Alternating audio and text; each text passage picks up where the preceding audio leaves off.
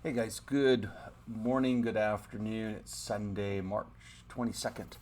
And hey, I wanted to communicate to all of our staff on this last week and the COVID 19 crisis, and pandemic, and all of that. So I thought I would do that this way as remote learning and communication is going to be such a big part of what it is we are up against. Um, I first want to say thank you for everyone pulling together last week. I think there was a lot of good communication, a lot of teamwork, pulling together for the centers, pulling together for our families um, during this time.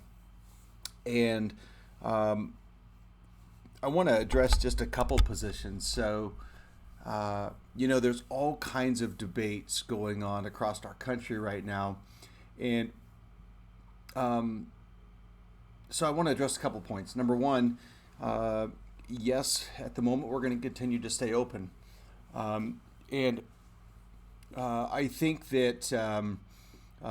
that is the right stance right now, and that's not because that's my position. It's because it's the position of the majority of the country when it comes to child care centers.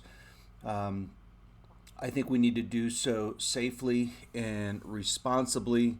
That has been the communication from child care licensing, talking about the order of preschool through 12 schools being closed down, for child care centers to be able to operate within your community at a safe and responsible manner.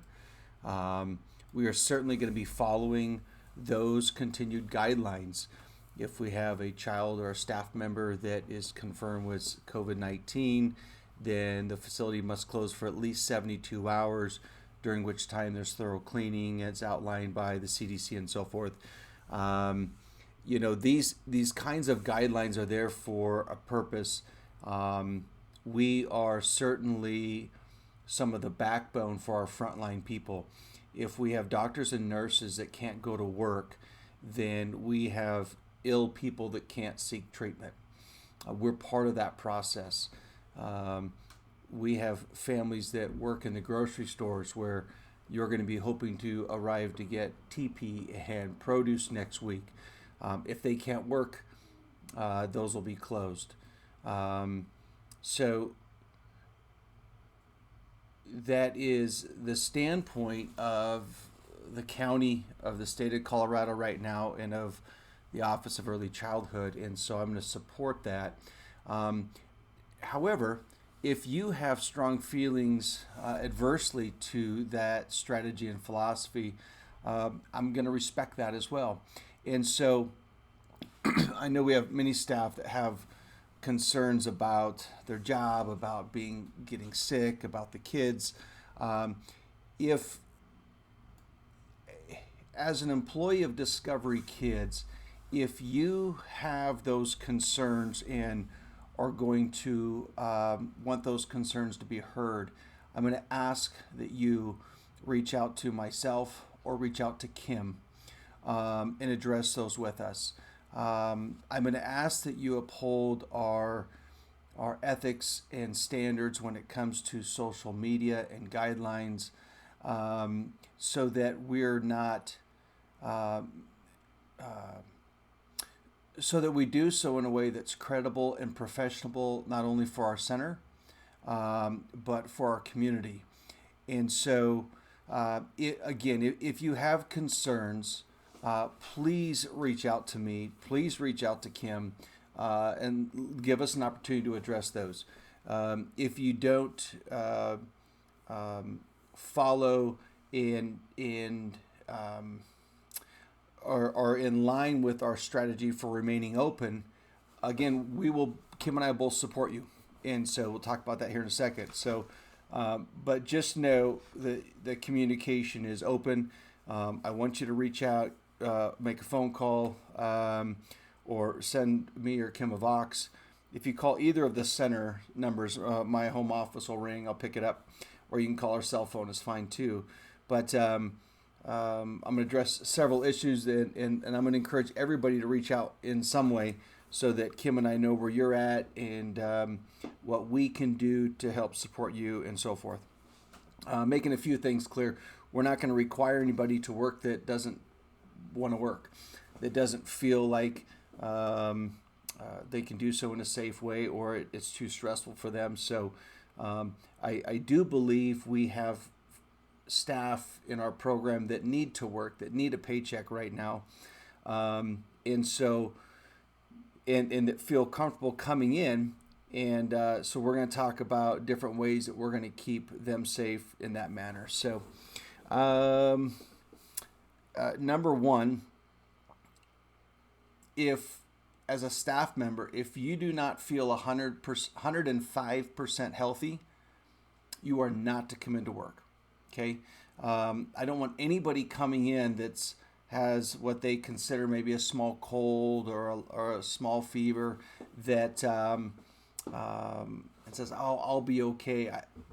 Just as we're being precautionate with our kids in our program, we need to do the same with our staff. So if that's you, don't come in and work through some kind of illness or symptoms that you may have. So communicate that with myself, with Kim, and with admin, and let's get that schedule adjusted accordingly. Speaking of the schedule, we are going to make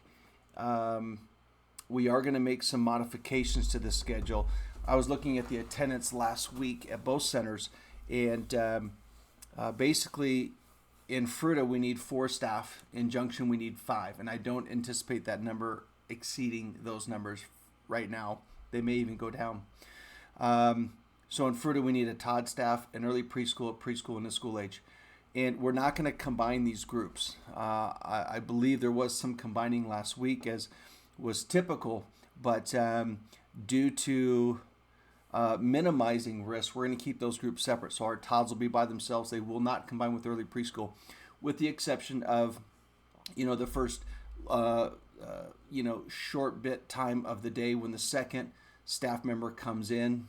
Fruita, if that's a Todd staff, you're going to pull your Todds and feed them in your Todd room. We're not going to combine those. School age and preschool will separate immediately when those appropriate staff come in, and that'll be the same in all centers, in both centers, in all classrooms. So please adhere strictly to that. So instead of running 2 staff with 20, we're going to run a group of 10 with 1 and a group of 10 with 1. So we're going to minimize those groups, and that's a recommendation of the Office of Early Childhood, which I found out after Kim and I had talked about making that modification. So the office guideline says they do not require child care providers to limit the number of children in their facility to 10 or less. However, social distancing should be implemented whenever practical. Keep children in small groups, increase outdoor playtime, and continue to follow cleaning and safety. So we are going to make sure we're maximizing outside time. Let's use the various playgrounds to do so appropriately. And so that's how we'll do some of the staffing. So what I'm going to ask is, at the conclusion of this, you watching this message, reach out either in a Vox, or you can call either center. My phone's going to ring either way. And we can visit about what you want, what you're needing as far as, hey, can I, you can afford to take a little bit of time off. You need to get as many hours as possible. This is unprecedented. So we're going to work together through this on all of these items and issues. Looking forward on a couple of things. So if there's a point in time where the center closes, either because we're directed to by Office of Early Childhood or by Mesa County, or we have a child or staff member that has a confirmed case of COVID-19, which we would close for a minimum of 72 hours. If that happens, there'll be an opportunity where staff can come in and clean and work on other projects. Kim and I are working on various types of projects like that. However, for those of you who are through this crisis committed to your job, committed to your career in early childhood, and committed to the center, there'll be opportunities to come in for some teacher work days. We will do as many as we can afford and as many as are necessary. However, we're going to put some stipulations on some of these teacher work days. We have PDIS, we have CCEI online, both of which offer continuing education opportunities for staff. March 1 is a new year, fiscal year for continuing education. And so at the moment, we're going to ask that anybody participating in Teacher Workday, and we'll have projects, we'll have a sign up for that if and when those take place. We're going to ask that you complete, as of March 1st, 8 hours of continuing education, either on CCEI or on PDIS. Completing that first 8 hours will qualify you to come in for a paid teacher workday. So this is a recommitment to your profession, to your job, to the industry, because I understand if you're like, this child care thing's too risky and it's not for me, it's too stressful. That's okay. But if you're willing to buckle down and commit again to your career, we're going to commit into you and offer some paid work in the absence of children. Okay, and this would be like painting your classroom. We have a whole list of things. Painting shelves. We're going to be offering this also to families that are following on financial crisis, and where they can come in and either work off some tuition or work toward future tuition credits as well, and try to get our centers kind of topped off when it comes to cleanliness and clean surfaces and beautification and all that. So we know there's a lot of that can be done. Look around your classroom and all the chip paint, all the worn walls and stuff like that. So that's part of it. But Kim and I have come up with a list of 20 different jobs that we will have available. So the PDIS, everybody has access to that. If you don't, talk to admin on Monday and we'll get you in there. CCEI online, we have to be set up in that. Now Taylor's taken the lead on getting everybody set up with that, and she's only assigned a few. So that'll be one of her big tasks on Monday. And Tuesday this week is getting all staff signed up with CCEI online. And they have over 125 classes that you can choose. And now these on PDIS, these are different than PDIS points, meaning if you take classes, level 2 classes in PDIS, if you take up to 31, you can score 15 points on the Colorado Shines rating. CCEI line gives you CEUs, which if you take 31 of those, you can get an additional 15 points. So there's 30 points possible in the Colorado Shine scoring for your Colorado credential level, and we're encouraging you to get them through these two different areas. These are the two different areas you can get 15 and 15. You can get other points elsewhere. This isn't a training on this, but this is why we're saying, hey, take advantage of this. I mean, if you've worked for 10, 15 years in this industry, you can become a director without any college classes by this point system. This would help you. So again, for those of you that are like, hey, I've been around for a while, maybe I can do that. I want to be talking to you Monday, Tuesday, Wednesday this week. We can look at the rating system and see what we can get you to see if you can step up into one of those levels. Fruit is going through a rating, so we obviously want to encourage staff of all levels to increase their standard there if possible. So 8 hours gets you a day. The other 7 hours gets you a second day. That's 15 for the year. You've met all of your standards for that. So that's a commitment on your side, and then we're going to offer you paid time after that. And if you want more paid days off, then keep cranking them out. 8 is another, 7 is another. And these are things you can do while if you're not scheduled on a shift. And again, this is not required. This will be required for us to pay you to give you additional hours if the center closes. So if you have time and that's something you want to be able to do, then by all means, that opportunity is out there. As far as things like unemployment, I'm still learning some of that. If you have sick days or rather PDOs, those will be paid out as if you have them accumulated. We'll communicate together on that, but expect those to be paid out so that you can utilize those now to help defer any time you have off. Let me jump back to staffing. After I start visiting with people, getting feedback today, I'm going to be working on revising the new GJ staff schedule and new Fruta staff schedule to reflect our enrollment. I've been going through emails for hours here this Sunday, communicating with some parents and looking at the rosters. And again, I expect to be running really low. In Junction, I expect 1 or 2 Todd staff. We'll plan for 2, 1 early preschool, 1 school late. That's it. And again, we'll want to keep those classrooms separated. So preschool and pre-K, if you have 10 and 10, we're going to keep you separated. It's just exercising responsible social distancing, and we have that. A couple other things, cleaning. Continue to dig into your rooms and clean. Every room should be fogged every night. Michael Vaca, with one of our Junction parents, is going to grab our second fogger that's not working. He's going to grab that on Tuesday, see if he can get that up running. So we have 2 foggers in Junction for the 3 buildings. But make sure we're fogging every night. And I want to work with our closers to make sure we're doing that appropriate. Bathroom doors open, all those kind of things.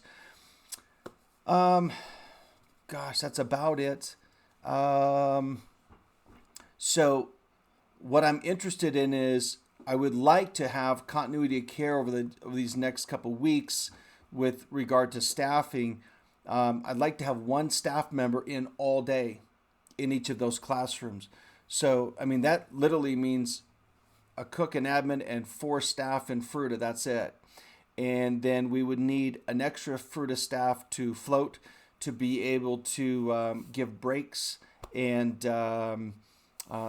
so that people could have breaks in the middle of that 10 or 11 hour day. And we may be going down to 30 hours roughly, so that we can try to divide the hours needed for care amongst the staff that we have. I have been writing checks today already for families that are withdrawing. Either they have a concern, they don't have jobs, they have a medical condition in their household where they feel like they're at high risk. And so that is all case by case. And I'm going to work over the next couple of days to figure out our new tuition withdrawal, holding spots strategy, summer strategy, all of that. There's so much to figure in for that for our families. So, but, as of right now, we have about, we're trying to make a financial plan where we can get through April and May and get to summer, assuming little to no tuition coming in, whether we just drop down to extremely small numbers, or whether we're closed for 2 weeks or 2 months, because we are committed to continuing to serve the community and want to be available to hire full staff on as soon as all this comes back, which will be hopefully a lot sooner than later.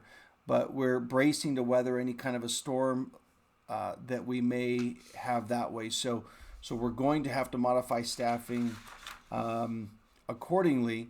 And again, this is still from an HR perspective. It's a new process for me. So I'll be on the phone, getting advice, getting all kinds of things.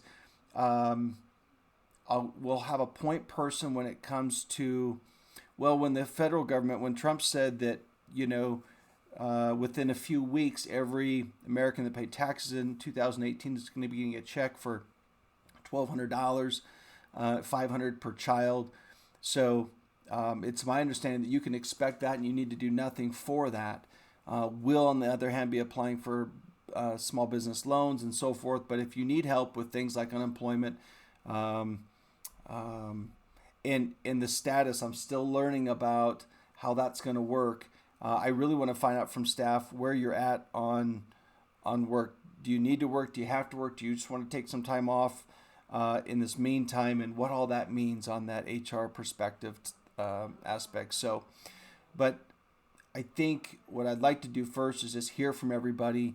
Let me know where you're at, what you're able to do, what you can do, what you need to do, what you want to do, and we kind of start from there. So, again, we're going to continue to remain open as long as it's responsible, and I have some decision-making authority there, but ultimately,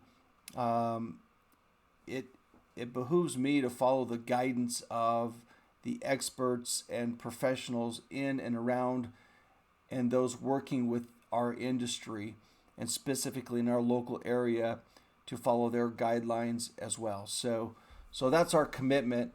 I'll be sending out a message to our families here as well. That'll probably go out today on Sunday, at the latest tomorrow.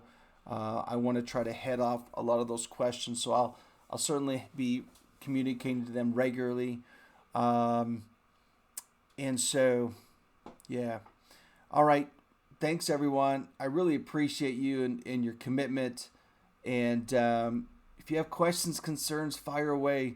But I want to let you know that we're committed to our staff. We appreciate you. We want to be able to keep everybody on staff. And there's another thing. Whether we end up in a closure situation or not, if I want to create opportunities for everybody. So let's say Lisa, we don't have them, but let's pretend we had a Lisa. Let's say there wasn't enough hours for her to work. And she said, well, I could watch some kids at their home. I could go a nanny for a week or for a couple weeks or for a month. If you're interested in that opportunity, let me know, communicate that, because I am interested and willing to communicate to our families. Let's say we had families let's say the Joneses, Jeffersons, and Jacksons wanted to get together with their 5 kids, and they wanted to hire collectively Lisa to come in and watch their 5 kids in one of those homes for the next month. I would like to be able to help facilitate that, help put that together to create those opportunities for you ladies, for everyone, including you, Landon, to be able to take advantage of those opportunities, because there's people that have got to work. And so to having Lisa go into a home to watch siblings or a couple of households, that's practicing social distancing. That's minimizing your contact. That's reducing risk. That's all of that kind of stuff. So if you're interested in that, let me know. I got to figure all the details. If nobody wants to, it makes it easy for me. But if they do, it creates opportunity for staff as well as our households. So let me know if that's you, and then we can work on how that gets paid out directly to you. I got to be careful of my insurance if I'm facilitating such things. So those are questions I can find out about, and I'm willing to do. But I want to create that opportunity if that's you. So please communicate that as well. All right, everybody. Hey, I really appreciate it. We got a great Discovery family, and so thank you for everything you do. Thank you for your commitment. And Kim and I are going to continue to ramp up and do whatever we can to support all of you. You all have different situations and needs and so forth. So we want to do our part. So thanks, everyone. I hope your weekend was good. And we have plenty of TP. I'm going to reach out to Matt on Monday. But Western Paper, they don't deliver to restaurants now, right? Because they're closed. So they should have a big stockpile. So TP should not be a problem. We may be having some in the Center for Families. Take home only 2 a day. Something like that. I don't know. So let me know what your needs are. Let us know how we can rally around you as well. All right. Talk to you soon.